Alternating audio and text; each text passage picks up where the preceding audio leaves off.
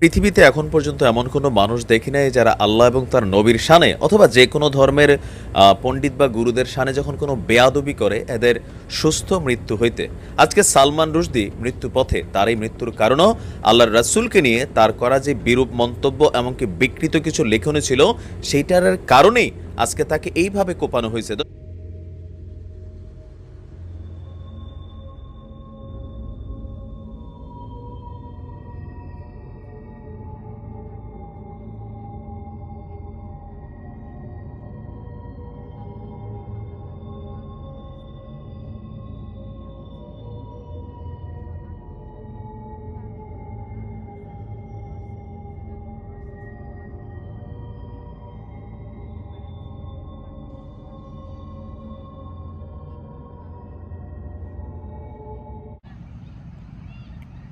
Long live Salman Rushdie.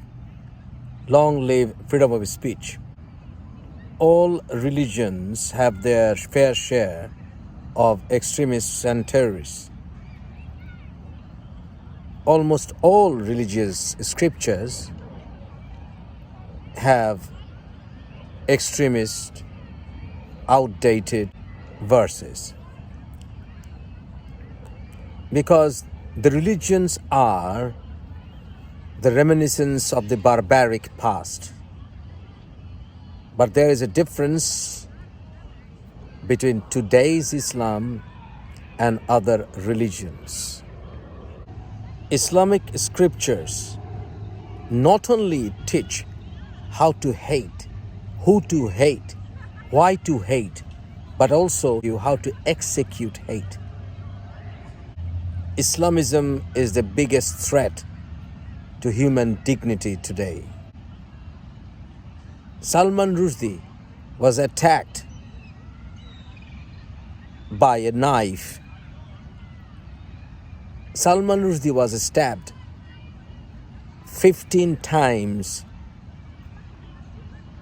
He was stabbed on his neck. And now he's fighting for his life. Avijit Roy, the freethinker of Bangladesh,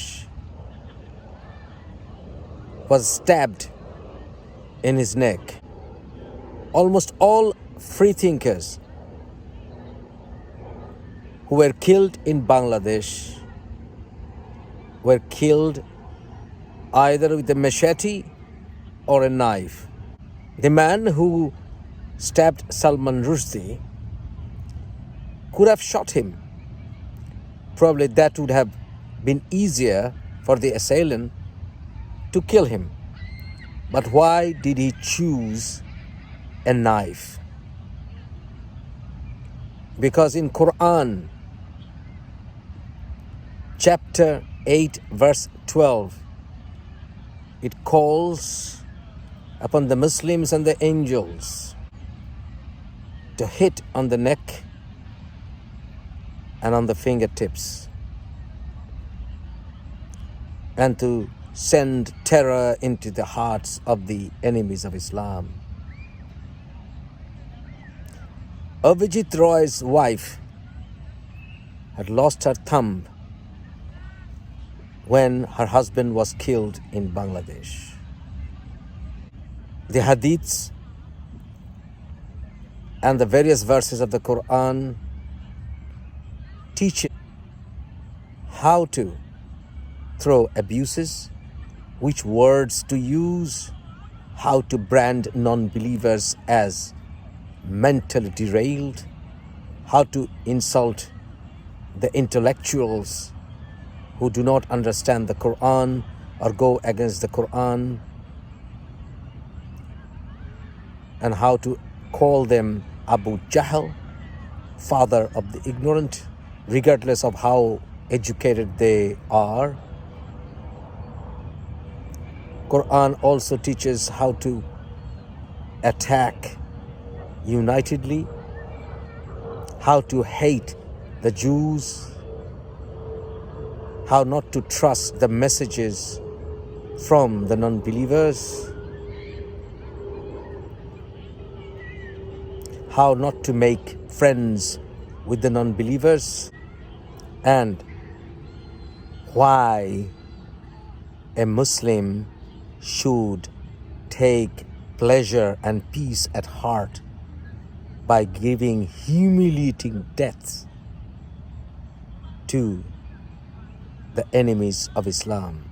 Only Islam teaches you how to take pleasure in giving humiliating death to the non-believers. Read Surah 9 verses 14 and 15 and how the non-believers are the worst of all creatures. Surah Bayyinah, read, and how the non-believers are impure, and that's why they should not be allowed anywhere near the Kaaba or the Masjid al-Haram. It teaches you a pattern of the attack so that the enemies of Islam get scared. It feeds on your fear. You'll be thrown out of your country. You'll be thrown out of your family. You'll be thrown out of your business and livelihood. And if you are living under Islamic dominance, and if you are not a Muslim, but a member of the people of the book, i.e., if you are a Christian or a Jew, you have to pay the jizya tax. Only Islamic scriptures teach how to execute hate precisely. No other religion or idea in the world teaches you how to execute hate precisely. They don't use the guns. They use the sword or the knife. Islam is the fastest dying religion. It is collapsing from within. I had left Islam 6 years ago because I found the hadiths, the Quran, the interpretations, the fatwas to be disgusting and inhuman. With my mother's imploring, I did come back to Quran-only Islam and found even that to be baseless. Throughout history, Muslims are worshipping Muhammad, not God, Muhammad. Muhammad who never existed. Muhammad's wives never existed. Abu Huraira never existed, the greatest hadith narrator. The first Caliph Abu Bakr never existed. Second Caliph Omar never existed. The third Caliph Uthman never existed. Muslims are worshipping ghosts. Islam is dying from within. A religion that feeds on fear will surely die eventually, because humans will find a way to defeat fear. There's nothing to fear but fear itself. Almost all YouTubers from Bangladesh are rejoicing online. Every news channel on YouTube from Bangladesh, whenever they are broadcasting news about the attack on Salman Rushdie, read the comments below. Take the help of Google Translation, and you will see every commentator is praising the attacker. A religion that teaches sword is mightier than the pen will surely die. If you don't like mockery, find an intellectual way to challenge it. A religion that teaches death of intelligence, a religion that teaches against rationality, civility, humility, and intellectuality will surely die from the face of this planet. Islam is the fastest dying religion from within. Every Muslim preacher will now find it difficult to preach Islam to the civilized people. Anyone who was thinking of coming to Islam will think twice now. Every drop of blood of Salman Rushdie will give birth to millions of writers. Fear will never stop the pen. In a war between the pen and the sword, the pen will surely prevail. No, heaven is not under the sword, as Bukhari said. Rather, I will say, hell is under the sword.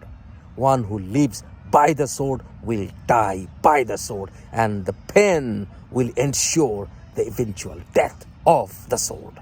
The acclaimed British author Sir Salman Rushdie has sustained serious injuries to his liver and an eye after being stabbed whilst taking to the stage at an arts centre in New York. Conservative or a Tory member of Parliament, he was at what they call a constituent surgery. And from early reports that we're getting right now, this was only a few moments ago, a man walked into this constituent surgery and stabbed David Ames several times. 3 people have been killed and 6 wounded in a stabbing attack in the German town of Würzburg.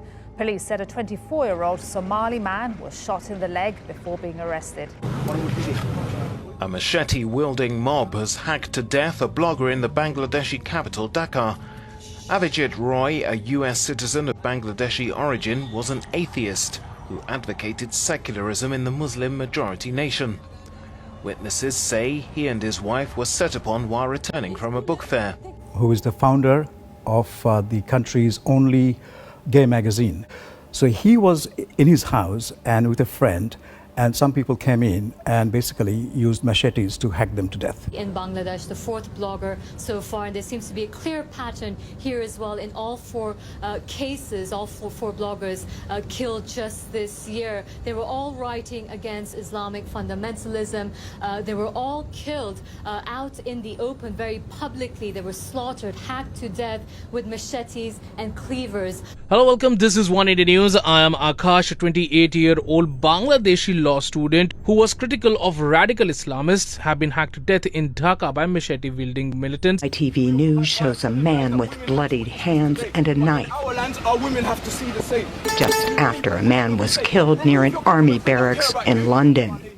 Media reports say the dead man was a British soldier who was hacked to death by unidentified assailants. Oh, man. Some reports suggested his attackers tried to behead him while shouting, "God is greatest" in Arabic. It took place around 9 in the morning in the city's neo-Gothic Basilica of Notre Dame. Shouting Allahu Akbar, the attacker stabbed 3 people, including the caretaker. One of the victims is thought to have been beheaded. Another, a woman, fled to a nearby cafe before dying. Moving on now, 4 people were killed and several wounded in a knife attack outside a shopping mall in southern Israel city of Beersheba. The police are describing the incident as a suspected terrorist attack. Reminiscent of the 2015 attack on Charlie Hebdo, the satirical magazine had published cartoons of Prophet Muhammad. The beheading by targeting a teacher was interpreted by many public figures as an attack on the essence of French statehood. Here in Germany, a suspect is in custody after a mass stabbing. 3 people died from their wounds and at least 5 others were seriously injured. Police say they're investigating a possible Islamist terror motive. Witnesses said the man shouted the Islamic phrase Allahu Akbar. Events taking place a little after 9 a.m. here in Trappes, which is a town a little over 20 kilometres southwest of Paris. The assailant, it seems, stabbing 3 passers-by, 2 of whom have since died, one of whom remains in a very serious condition. The assailant then apparently holding up in a nearby house before being shot dead by police. And yet the Islamic State group has already claimed this attack without giving any evidence. They are arriving by coach, by boat, even by helicopter flown by mercenaries. Hundreds of survivors of attacks by Islamic militants in northern Mozambique. Eyewitnesses who say the militants left decapitated bodies lying in the streets. First, we have new information about the woman shot by an officer in Temple Terrace just this afternoon. This is brand new video showing the moments leading up to that shooting. Police say it is key to this investigation. New tonight, ABC Action News reporter Ryan Smith talks to the spokesperson for this woman's family. I want to show you exactly where that deadly encounter took place right here outside City Hall in Temple Terrace in the middle of the afternoon. Take a look. A City Hall camera positioned outside captures the moment Hiba al-Azhari lunges at an officer armed with a butcher knife. He swerves out of the way. The confrontation continues off camera. I mean, if a picture's worth 1,000 words, this video is worth 10,000. Police Chief Kenneth Albano says this video is critical, proving why that officer felt threatened. I hope everybody will watch this video and see that a knife this big being swung at you thusly, and the officer repeatedly saying, drop the knife, and retreating. Moments after the two step out of frame, Chief Albano says that's when the officer fires, ultimately killing al-Azhari. Policeman Roger and his wife agreed to host an international student in their home. They were expecting shared companionship. Instead, the 24-year-old woman would allegedly commit an ISIS-inspired knife attack on their family. Now they want answers from the company who placed the accused terrorist in their home. With a news alert out of New Zealand, an update that we are just getting this morning. Police killed a man following a multiple stabbing incident, and authorities have linked him to ISIS support. Auckland police shot and killed a man after he allegedly stabbed and wounded at least 6 people in a supermarket. 3 people are in critical condition, 1 is in serious condition, and another 2 are described as being in moderate condition. Another apparent terrorist attack in France. A man with a knife reportedly shouting Allahu Akbar went on a rampage in a touristy neighborhood of Paris on Saturday, killing 1 person and injuring 4 others. We spoke to you on the phone last week and we couldn't really, it was a bit of a messy interview, we couldn't really hear. We wanted to get you in and you very kindly agreed to come in. How are you? I'm getting there, Piers, slowly. What are the injuries that you sustained? There's slices on my hands, you can see. There's a puncture in my side, but also my neck, head. I don't this is extraordinary. A slice on my head. I mean, this on your neck, that just shows, really. I mean, that is 10, I don't know how long that is, but 10 centimetres more. Yeah. That could have killed you, obviously. I'm lucky to be here, yeah. French authorities have named the man who beheaded a teacher in a Paris suburb yesterday. Police believe Samuel Paty was targeted because he showed pupils controversial cartoons of the Prophet Muhammad in a lesson on free speech. Abdullah Abuyezidovich, a Chechen teenager, died after being shot and injured by police. Every attack is always defended by terrorist sympathizers with a caveat. US foreign policy, Western foreign policy, Iraq bombing, Afghanistan invasion and all. There is always a conspiracy theory. Always. Always. This is also a pattern of branding those who do not support terrorism but Muslims to be munafiqs or traitors.